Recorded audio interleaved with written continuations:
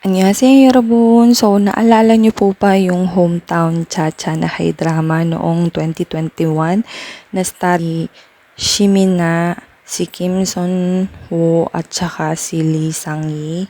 Ito po yung kanilang filming location.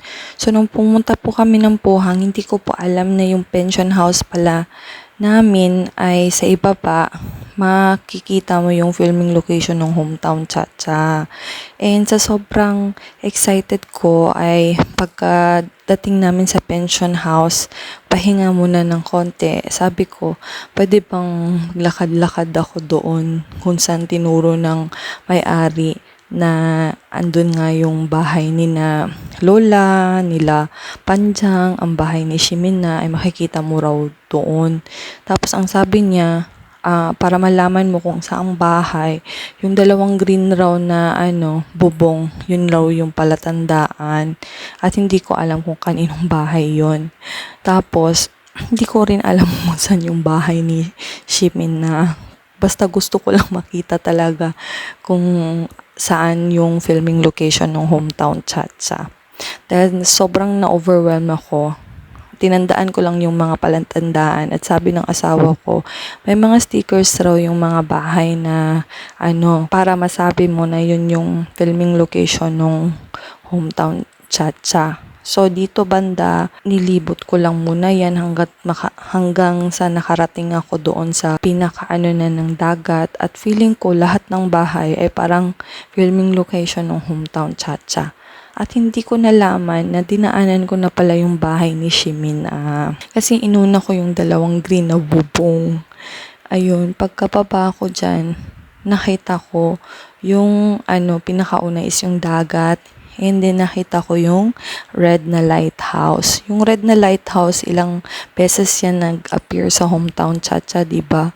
And dyan rin sila nagpa-wedding picture. So, along the highway lang yung bahay ni Lola. Kung nakita nyo yung fence, yan yung bahay ni Lola. Wala na nakatira dyan para hindi mag-overpass yung mga fans. Nilagyan na yan ng fence kasi wala na nga nakatira. Pero sa gilid niyan, doon yung bahay ni ni chef. Ayan yung bahay ni Lola. So, sa gilid nun, yun yung bahay ni chef, which is may nakatira. So, yung iba na aware dun sa filming location ng Hometown Cha-Cha ay sumasaglit sila. Ayan yung sticker, may nakalagay. Ayan yung palatandaan.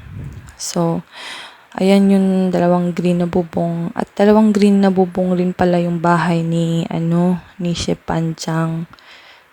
So, ayan, para hindi na sila basta-basta mag-abuso, nilagyan na yan ng fence. At ayan naman yung bahay ni Panjang. Ayan.